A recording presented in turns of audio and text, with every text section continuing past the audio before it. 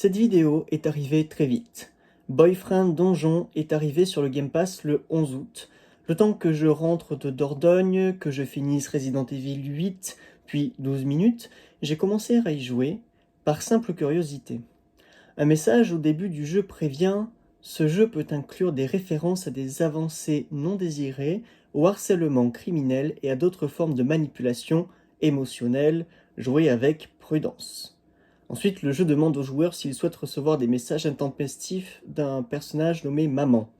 À ce moment-là, je trouve ça drôle et assimile le premier message à une forme d'humour.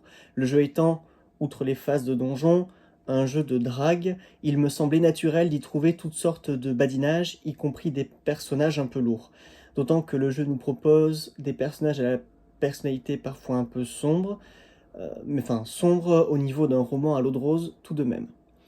Mais bon, ne s'agissant que d'une fiction, qui plus est un peu burlesque, je n'imaginais pas qu'un antagoniste ait pu susciter une vraie polémique. En fait, le message du début venait remplacer « Attention, ce jeu peut contenir des scènes de sollicitation non désirée, de harcèlement et autres formes de chantage affectif ou de manipulation émotionnelle qui étaient effectivement un peu plus légers. » À ce moment-là, on en arrive au point de la controverse. Certains joueurs demandent la censure pure et simple de certains éléments de harcèlement dans le jeu, ou bien que les joueurs puissent se retirer de cette mécanique, c'est-à-dire que les joueurs puissent eux-mêmes dire « je ne veux pas qu'il y ait de harcèlement dans le jeu ». Au passage, du coup, il n'y a plus de fin, s'il n'y a plus de... Enfin bon, bref. Aussi, le comédien doublant le personnage de Eric, antagoniste du jeu, qui, en effet, harcèle le personnage principal et lui-même harcelé. C'est-à-dire que sur Twitter, il y a des gens qui sont venus harceler le doubleur du personnage harceleur, justement, mais dans la vraie vie, quoi. Pour autant, dans quelle mesure ce harcèlement est-il problématique ? À mon sens, il s'inscrit dans une certaine logique du jeu de mettre en scène les badinages amoureux de plusieurs personnages très différents en tempérament. Eric étant le personnage frustré du jeu, c'est un peu l'incel du jeu, faut-il donc éradiquer les personnages malheureux ? Alors certes, le comportement de Eric est agaçant, mais on parle toujours d'une fiction, qui plus est assez fantastique. On parle quand même de petits copains qui se changent en épée pour aller dans des donjons combattre des monstres. La fiction est justement là pour permettre l'expérimentation de ce type de comportement, d'autant qu'il permet au jeu d'avoir un minimum d'enjeu sur sa fin. Retirer Eric, le jeu, bon, il se termine assez mollement, quoi. Déjà que, bon, c'est pas non plus... Bref, ça reste assez caricatural et assez mignon de toute façon. Enfin, mignon, on s'entend, ça reste relativement léger. Vous aurez remarqué par ailleurs que je parle du personnage et non pas des créateurs du jeu. Il me semble que le véritable harcèlement qu'a reçu le doubleur de ce personnage sur Twitter nous raconte la même confusion qu'avec Jack et Lars von Trier dans The House that Jack Built. Pour plus de détails, je vous renvoie à ma vidéo sur le sujet. Mais pour faire court, Jack est beaucoup compris comme étant l'avatar de Lars von Trier dans son propre film, alors que ce dernier est présenté comme un raté et que le film ne lui donne pas raison. Même au contraire, le film a tendance à renier en fait, cette espèce d'avatar, qui n'est pas l'avatar de Lars von Trier, mais du coup ce Jack, ce tueur en série qui se justifie, et en fait le film il le ridiculise.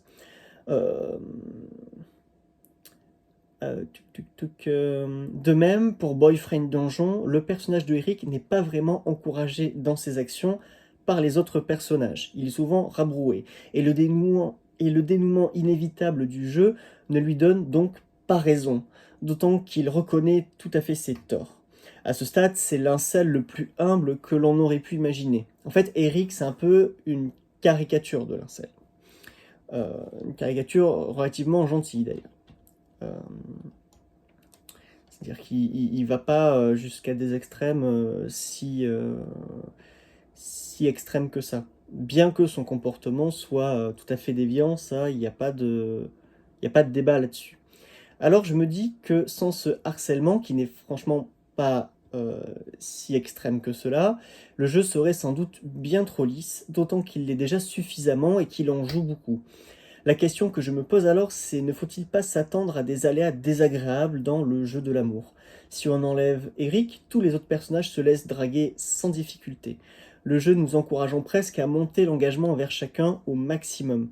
Si l'on a peur des ardeurs de prétendants envahissants, et je peux tout à fait le comprendre, euh, et je remets certainement pas en cause le vécu de chacun, ça ne regarde, ça ne regarde que l'intimité qui est propre à chacun, ça, il n'y a pas de problème. On peut être embarrassé, on peut être choqué, on peut être gêné, on peut être violenté euh, dans l'expérience de ce harcèlement-là dans le jeu, comme on peut être comment dire, violenté pour des choses assez simples, mais qui peuvent faire écho à des traumatismes ou à des vécus. Ça, il y a pas de problème. Il est d'ailleurs hors de question de remettre ça en question. Mais alors, un jeu qui met les badinages amoureux au centre de l'intrigue n'est peut-être pas le plus adapté voilà, pour ces personnes-là, qui sont, qui peuvent être gênées par ces choses. Il n'y a rien de mal à ne pas vouloir se mettre dans une situation qui nous heurte si le jeu en question en contient. À ce titre, Salo ou Les 120 journées de Sodome de Pasolini est par beaucoup considéré comme un incontournable du cinéma. Pour autant, tout le monde doit-il le voir? Sans doute pas, car il propose de faire l'expérience du fascisme, et pas seulement de nous le montrer, le but c'est vraiment de faire l'expérience du fascisme, et s'adresse à des esprits préparés ou du moins conscients de ce qu'il en est. Boyfriend Donjon, quant à lui, est tellement édulcoré que vouloir le censurer en serait presque ridicule. Même le design du monstre de Eric est grotesque. On dirait un mauvais déguisement d'Halloween copié d'un mauvais manga pour jeunes filles. Et là où le ridicule atteint son paroxysme, le monstre fait presque littéralement grou-grou. On en est à ce niveau de caricature quand même, qui fait grou. Enfin bon, c'est pas. Euh, c'est pas ce qu'il y a de plus cru en termes d'effroi, quoi. En tout cas, pour en terminer avec la polémique, je ne souhaite pas que les jeux, les films, les romans ou les chansons deviennent des sanctuaires de pureté. Ce qu'il faut condamner, en revanche, ce sont les auteurs qui font l'apologie de la violence, du fascisme, du harcèlement, que sais-je. Mettre en scène une violence n'induit pas nécessairement sa banalisation ou son acceptation. À ce propos, Boyfriend Donjon est très clairement en défaveur de ces comportements. Ils ne sont qu'un élément de l'intrigue présent dans l'unique but de créer une forme de résistance dans ce monde très édulcoré. En tout cas, c'est ce que moi j'en ai compris. Maintenant, j'aimerais parler de mon expérience de jeu. J'ai beaucoup ri, mais vraiment beaucoup ri. En plus de me laisser prendre au jeu vraiment à fond. Ce fut tellement intense que si je ne contrôlais pas un minimum mon temps de jeu, j'aurais vraiment pu passer une nuit blanche à le finir. Le jeu est plein d'allusions du type tu veux manier ma grosse épée. Les donjons en eux-mêmes, dans un contexte de drague, font évidemment penser aux donjons SM. Je vous épargne tous les sous-entendus qui, moi, m'ont beaucoup fait rire, mais il y en a vraiment à l'appel. Et c'est des sous-entendus qui sont pas si grossiers que ça. Enfin, c'est des entendus qu'on comprend dans ce contexte-là, mais bon, bref. Mais il n'y a rien de pornographique ou de volontairement ostentatoire. On est vraiment dans quelque chose d'assez imagé, quoi. Et bien que le jeu ne prend jamais vraiment cette tournure, la tournure du SM par rapport aux donjons qui font penser aux donjons SM, on y trouve quelques allusions gentillettes, plutôt orientées sur l'imaginaire érotique de manière mignonne, que vraiment dans le fantasme de la domination. On n'est pas dans le... Voilà, à aucun moment on tombe vraiment dans le fantasme SM, dans la domination, dans l'humiliation. On reste vraiment... même pas en surface, quoi. À la limite, il y a un personnage qui peut évoquer un peu ces choses-là, mais ça reste très, très, très, très gentil, quoi. Je me demande même dans quelle mesure il n'y a pas une moquerie des modes érotiques dans la littérature pour jeunes filles à la 50 nuances de gris ou au roman de vampire. Moquerie dans le sens où justement ça ne va pas aussi loin que peuvent l'être ce type de fantasme dans la réalité pour certaines personnes. La musique, quant à elle, était un vrai plaisir, et j'ai le sentiment qu'un soin a été apporté à la manière dont elle se module en fonction de l'action, car je n'ai jamais eu l'impression de transition abrupte, mais plutôt qu'il y avait une sorte d'adaptabilité fluide de la musique au rythme de l'action. Peut-être que je me berce d'illusions et que la musique était juste bien. En tout cas, elle a participé activement à l'effet grisant de mon expérience avec le jeu.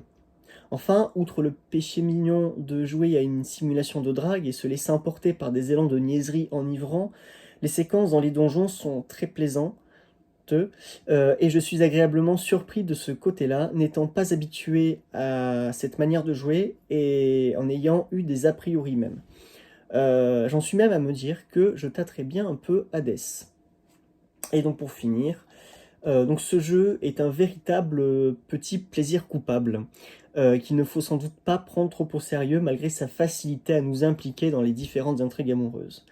Même s'il ne s'agit que de fiction, et que j'ai exprimé clairement mon point de vue sur la polémique autour de ce jeu, vous êtes les bienvenus dans les commentaires pour en débattre, dans le respect des opinions de chacun.